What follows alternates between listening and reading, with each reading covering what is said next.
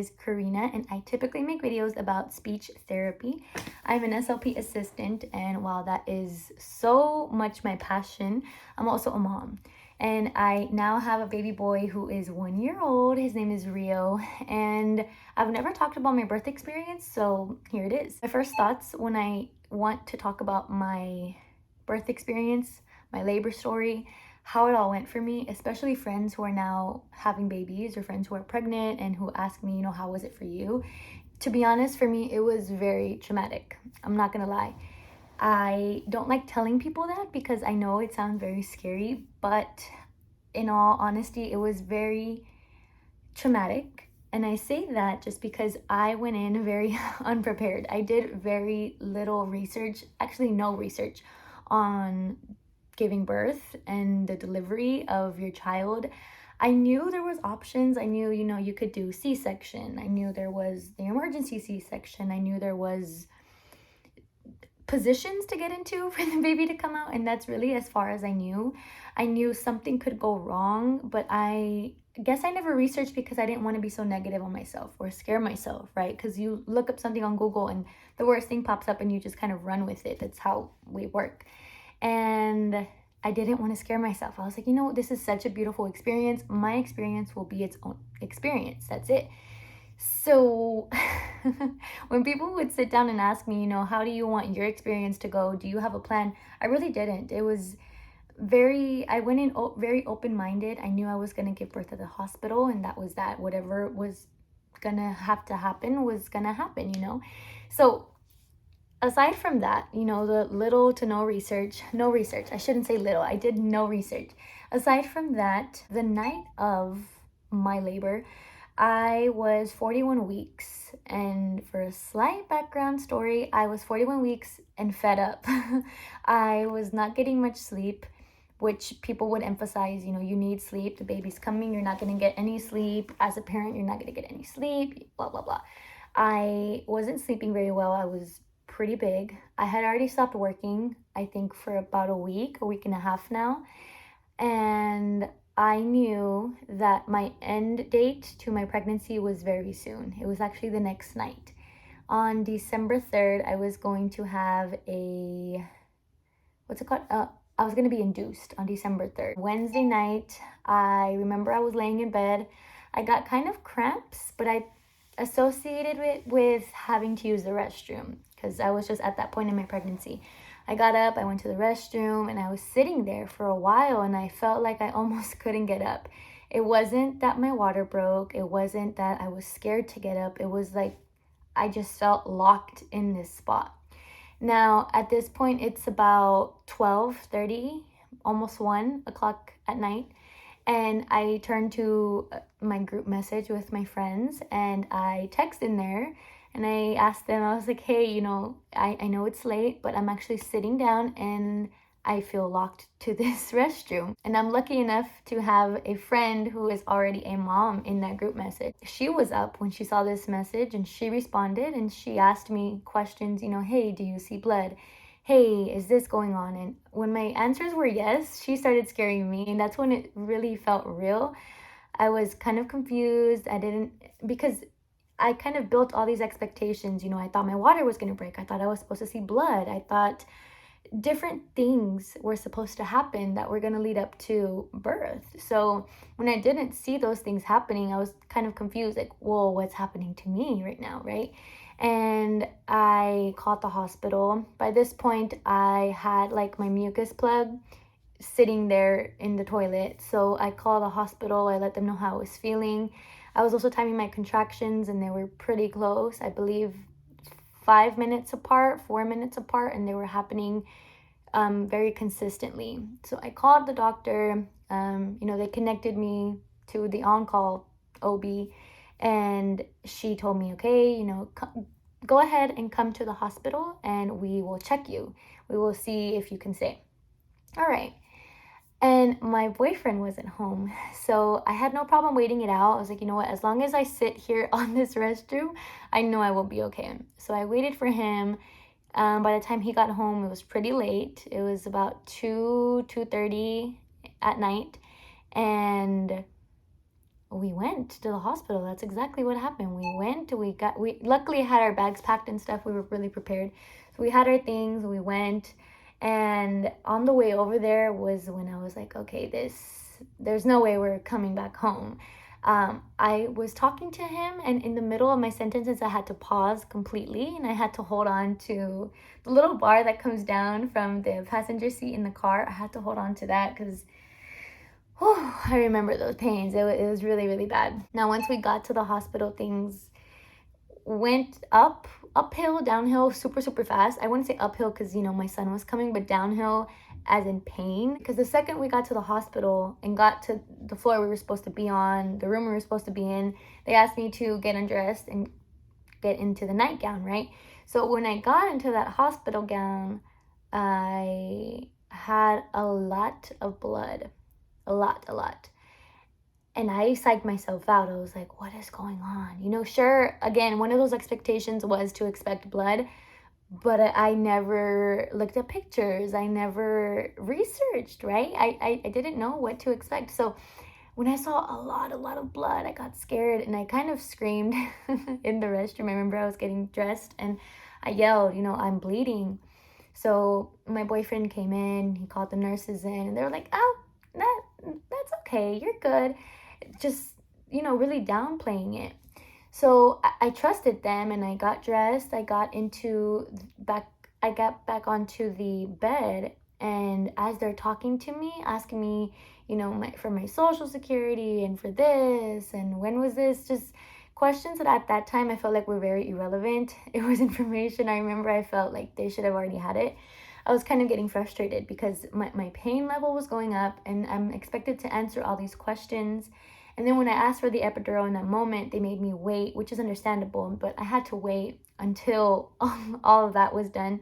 Little did I know that I was already being admitted, into the hospital. They were already getting ready to move me into the room. They knew it was time. So that wasn't really communicated. It was just question after question after question. And they were very respectful about it. They said, hey, we have to do this first and then you will get your epidural. So the faster we get done here, the faster you'll move into your room.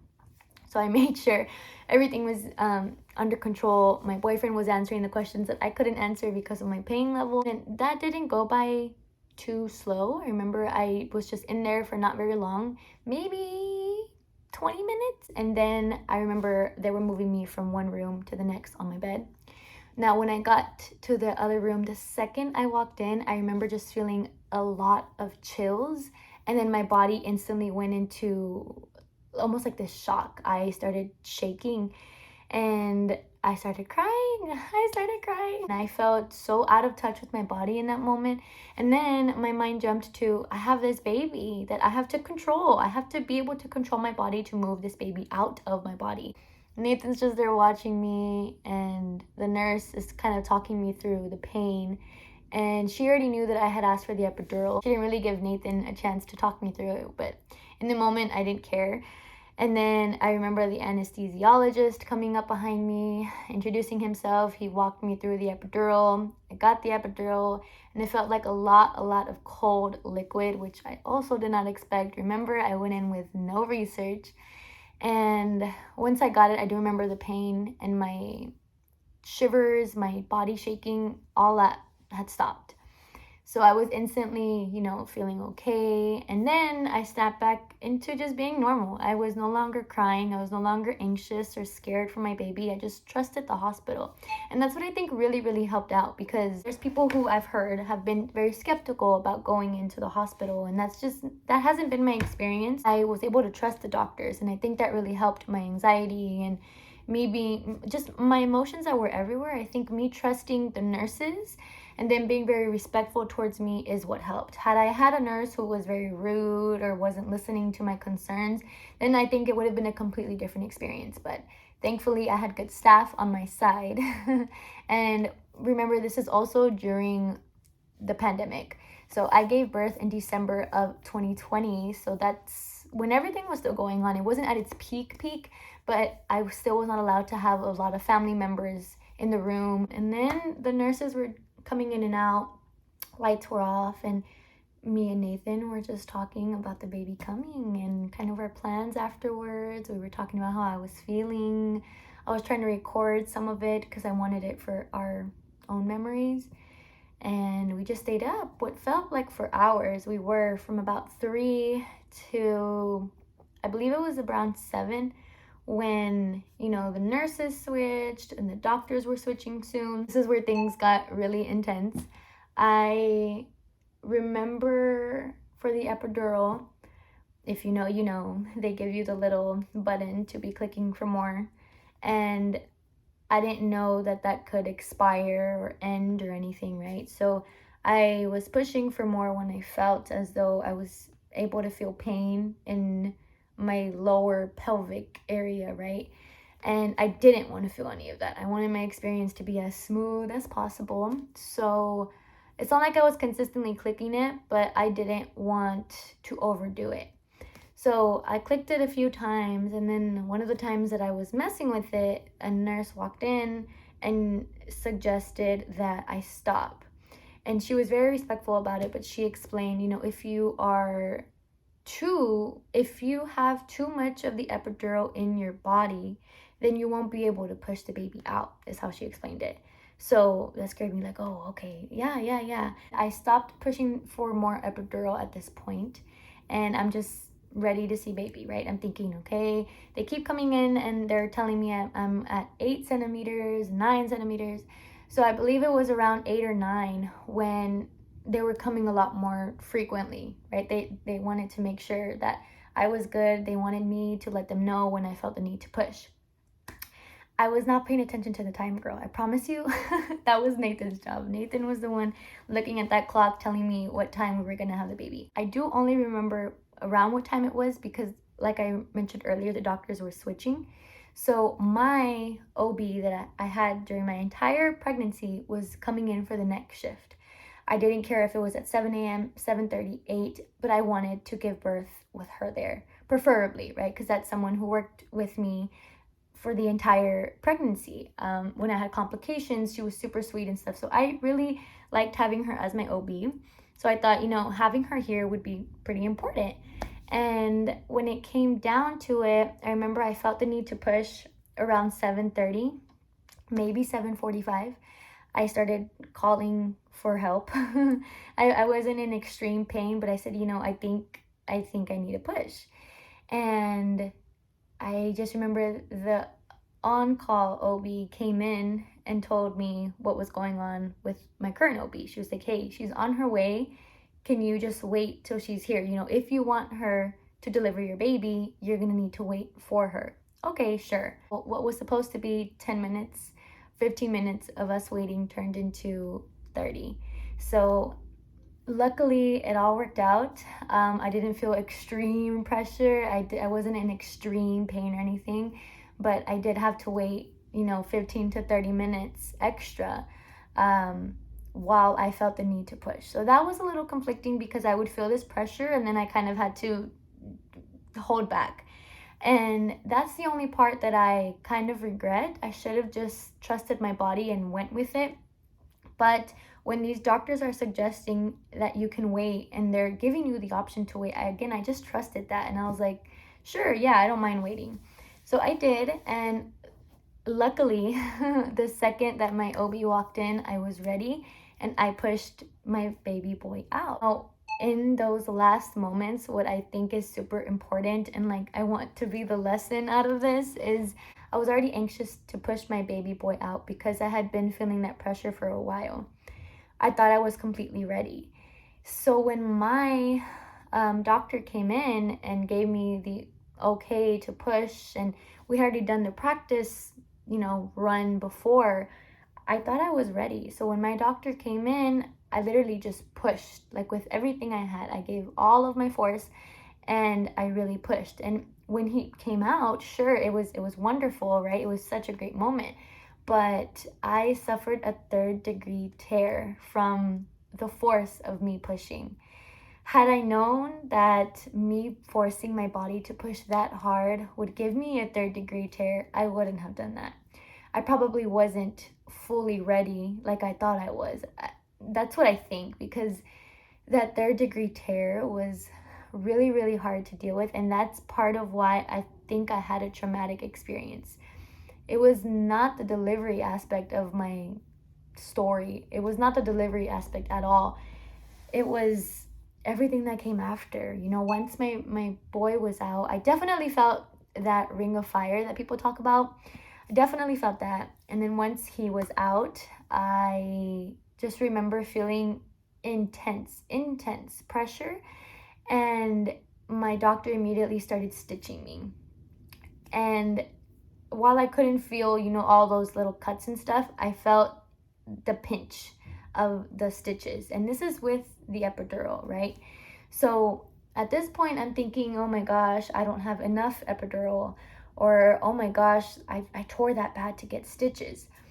And then when I get moved into the postpartum room, that was a whole nother story within itself. I feel that I couldn't give my son the very best of me because I was exhausted. I was in so much pain. I could not walk. I was in pain from like literally everything from my belly button down was in so much pain.